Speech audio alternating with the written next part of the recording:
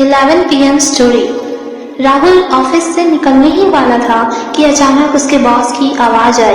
राहुल, कल के प्रेजेंटेशन की फाइल तैयार है ना? राहुल पलटकर बोला, नहीं सर, मैं सुबह जल्दी आकर दे दूंगा। बॉस का चेहरा तमतमाया हुआ था। गुस्से में आकर उसने कहा, कल सुबह 11 बजे प्रेजेंटेशन है और तुमने अब तक फाइल नहीं दी। कितनी बार कहा है राहुल?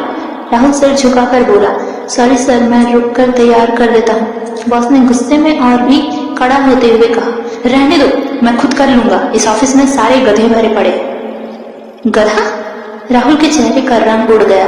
वह चुपचाप सिर झुकाए हुए ऑफिस से बाहर निकल गया और सड़क पर चलने लगा। उसकी आंखों में आंसू थे, लेकिन वह किसी को दिखाना नहीं चाहता था। करीब 15 मिनट बाद बस स्टॉप पर पहुंचा। घड़ी देखी, फिर पास खड़े एक आदमी से पूछा, भैया 7:15 वाली बस निकल गई क्या? वह आदमी से हिलाते हुए बोला, हाँ निकल गई।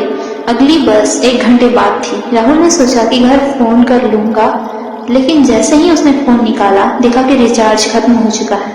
उसने सोचा रहने दो, 2 दिन बाद सैलरी आएगी, 2 दिन बाद सैलरी आएगी तब कर लूंगा। तभी बारिश शुरू हो गई। उसके पास छाता भी नहीं था। बस स्टॉप की छत टूटी हुई थी, तो वह पास की दुकान की दीवार के नीचे खड़ा हो गया बारिश से बचने के लिए। वह बस का इंतजार करता रहा, लेकिन थकान उसके शरीर को चुराती जा रही थी। 1 घंटा और बीत गया, तभी सामने से बस आती दिखाई दी। राहुल दौड़ते हुए बस स्टॉप तक पहुंचने ही वाला था, लेकिन स्टॉप पर कोई नहीं होने की वजह से ड्राइवर ने बस नहीं रोकी और बस चला गया। राहुल जोर से चिल्लाता रहा, लेकिन बारिश की तेज आवाज में उसकी आवाज कहीं खो गई। वह फिर वहीं बस स्टॉप पर बैठकर रोने लगा, अपने हालात पर हंसते हुए, भीगते हुए। फिर 1 घंटा और बीत गया। अगली बस आई और राहुल उसमें चढ़ा। वह बस में बैठा और मायूस होकर खिड़की से बाहर देखता रहा।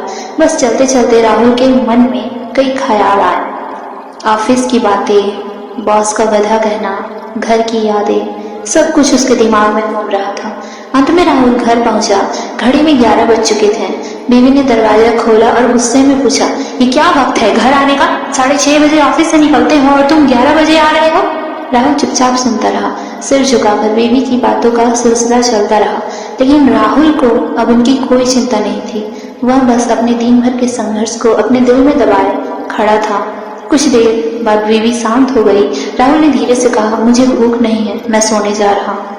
वह बिस्तर पर लेट गया, आंखें बंद की और दिन भर की घटनाओं को याद करने लगा। बस बॉस की गधा वाली बात उसके मन में बार बार गूंज रही थी। थोड़ी देर बाद बीवी धीरे से आई, उसके पास बैठी, उससे सिर पर हाथ फेरते हुए कहा, सॉरी, तुम्हारा पूरा दिन मुझे इंतजार करते हुए निकल जाता है और जब तुम देर से आते हो तो गुस्सा आ जाता है। राहुल ने आंखें बंद करते हुए बस कहा। बीवी ने फिर पूछा, क्या तुमने मुझे माफ नहीं किया?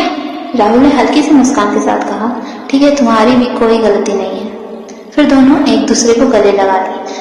उस एक गले लगाने में राहुल ने अपने पूरे दिन की थकान को भुला दिया। 10 मिनट तक एक दूसरे की बाहों में रहने के बाद बीवी ने कहा, चलो खाना खाते हैं, मुझे भी भूख लग रही है। राहुल और बीवी दोनों उठकर डाइनिंग टेबल पर चले गए। जैसे ही राहुल ने खाने को देखा, उसकी आंखों में चमक आ गई। पालक पनीर? बीवी मुस्कुराते हुए बोली, तुम्हारी पसंद का है ना? राहुल खुशी से एक निवाला मुंह में डालते हुए बोला, वाह कितना स्वादिष्ट है, आज कुछ स्पेशल है क्या? बीवी हंसते हुए बोली, आज मेंस डे है और तुम मेरे पसंदीदा मर्द हो। Happy men's day my hero, बीवी ने प्यार से कहा। फिर कुछ देर तक उस कमरे में हंसी की आवाज गूंजती रही। बस यहीं तक थी हमारी कहानी।